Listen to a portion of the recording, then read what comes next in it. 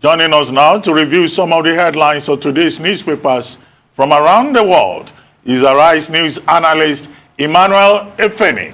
Great Malabite. Good morning, Ruben. Good morning. Thank God it's Friday. Yes, thank God it's Friday. Tundu, Victoria, Tundu, MKO Abiola.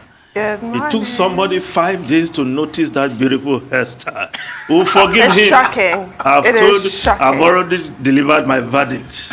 Somebody looking like Liz Taylor sitting beside you. Thank you. And it took you 5 days to notice the hairdo. I mean, oh, you even know the number of days that the hairdo changed. Yes. Let's start the review. Carry on, Mr. Romantic. With this day, Nigeria's newspaper of record. Now, the lead story, Masari, Nigeria security forces overstretched, poorly armed, alleges bandits recruiting more members with as low as 5,000 naira. IG hints at recruitment of 20,000 men across country. Police claim rescue of 5 abducted Zamfara students as 900 more terrorists surrender to troops, says Defense Headquarters. Yes, in his relentless efforts to keep Katsina State safe, Governor Aminu Bello Masari of Katsina State yesterday identified as part of the problem the fact that the nation's security forces were not properly armed and largely overstretched as a result of other security concerns across the nation. This is a telling verdict from the governor of Katsina State, at least for once, unlike his clamor that we should all bear arms and go and fight our battles ourselves. This is spot on. And truly, if the Nigerian armed forces are poorly armed, then we have a serious problem in our hands because in a situation where arms flow easily into the country to these terrorists who go by the name bandits, then it means it's going to be a whole lot tough battle to subdue the bandits.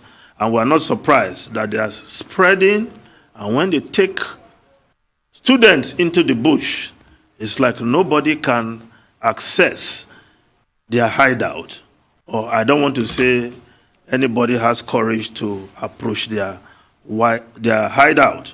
But this is a telling verdict, and the armed forces perhaps will hear from them if truly they are that poorly armed. But what is also worrisome is the revelation about the recruitment of these bandits, recruiting members with as low as 5,000 naira. Tells you the level of poverty is also one of the causes of this insecurity across many parts of the north, that with 5,000, the bandits can recruit youths into their fold,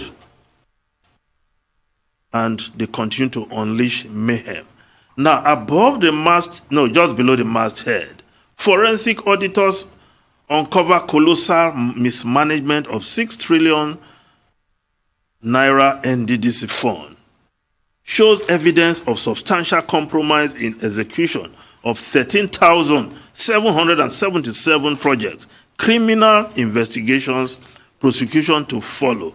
Yes, we commend the President Muhammadu Buhari, for initiating this audit.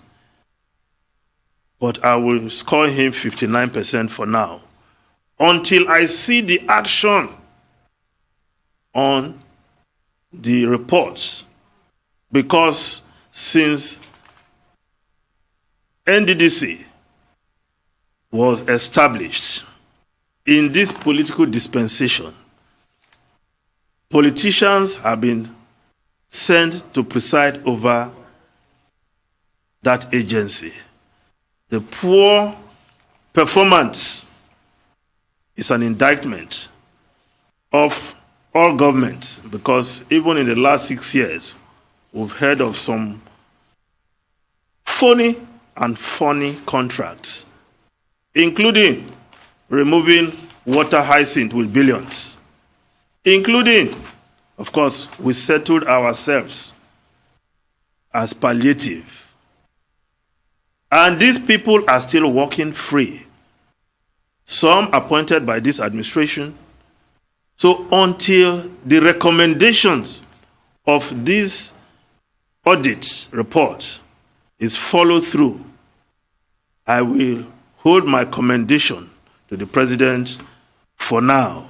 I will score him 59% for initiating this move, because many of the persons who presided over NDDC, since its inception, they've been crisscrossing the political parties. So wherever they are, whether APC or PDP, this government has a duty to bring them to book, to also seize their assets, check their bank accounts. If some of these monies are still resting there, you confiscate them so that others may fear in future. That, I think, will be the conclusion of this audit. Until that is done, we'll keep our fingers crossed. Of course, the sad story is that after spending trillions, the Niger Delta people are still suffering. If you go to the creeks, still a sorry sight. Now, other stories. The Daily Independent newspaper. APC ignores court order to proceed with local government congresses. Expels Yola South local government area chairman for criticizing Buhari.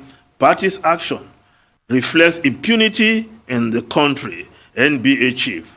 I will ask the NBA chief not to bother about any party that decide to ignore court order. Some parties don't learn. And if you don't learn from your mistakes, you will repeat it again. You can ignore court order for now, but somebody will return to the court, and that order you are ignoring will haunt you, as we have seen in the past with APC in Zamfara State, with APC in Rivers State in the 2019 election. Now, the Punch newspaper, rising spending. Federal government's 3-year deficit hits 15.4 trillion amid revenue crisis. Revenue stood at 12.79 trillion. Aggregate expenditure, 28.14 trillion. Reduce high cost of governance. Boost taxes. Experts advise the federal government. The Daily Trust newspaper, dilemma in Borno as military releases 565 Boko Haram members. They were released after thorough profiling defense headquarters. Why few surrendered members were released? Profiling is federal government's responsibility, security experts. Well, these so-called repentant or Boko Haram members who have turned a new leaf is something that we have talked about, because their victims, those who survive, are still languishing in IDP camps, yet they want to be released into the society. Now, the Vanguard newspaper, Paris Club reform, governors, reps, caucus tackle federal government over $418 million payment to consultants. Governors kick as Finance Minister okays payment for consultants. Reps Minority Caucus backs governors demand probe into the $418 million judgment debt. Asks Buhari to halt payment. Now, the Guardian newspaper, losses to market fires hit 41.54 billion in 2 years. Fire service received 4,541 calls between 2020 and 2021. 31 market fires recorded in 18 months. Lagos top list of states with highest cases, followed by Anambra. Incident drive inflation figures, crime rate. Now, the Leadership newspaper, Leadership Friday, citing poor working conditions, remunerations, doctors, health workers embark on strike 10 times in 6 years. Nigeria has a ratio of 1 doctor to 2,753 citizens against one World Health Organization recommendation of 1 to 600 persons. Yet our doctors are living in droves. Minister will say they can go. We have enough doctors. But the figures clearly shows that that is not the case. We don't have enough doctors in this country. 33,000 of nations, 74,000 registered doctors live for greener pastures. Federal government to make COVID-19 vaccine compulsory for federal workers.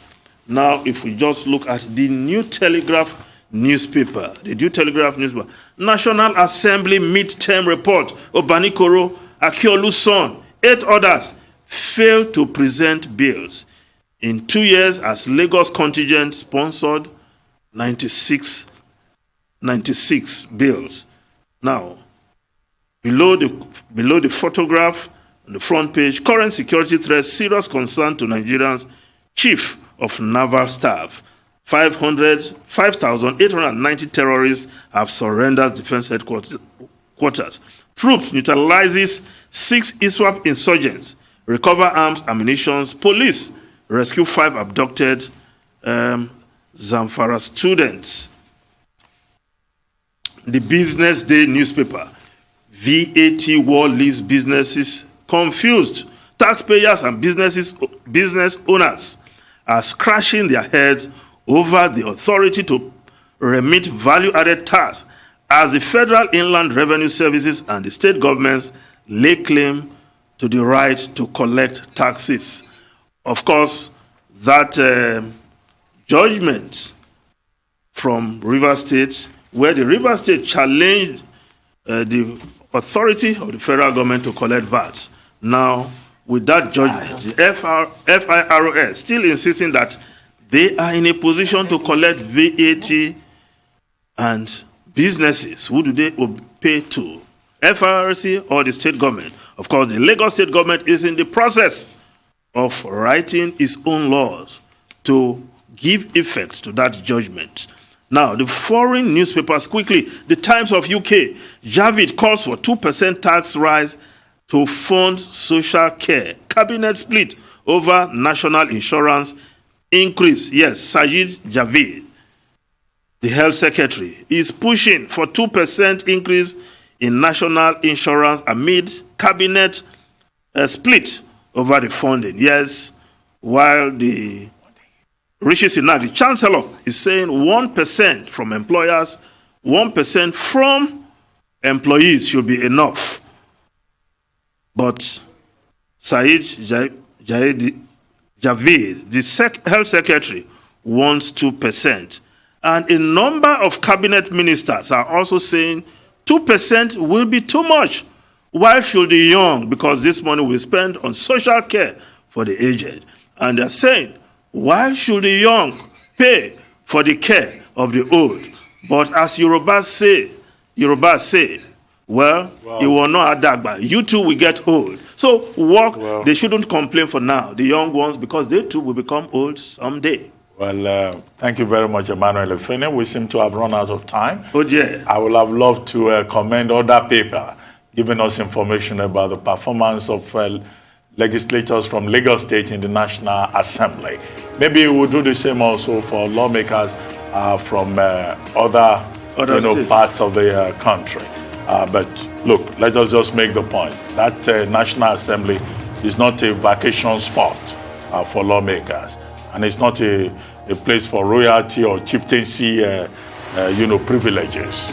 People have been sent there to work, and they should work. Anyway, that's a subject for another day.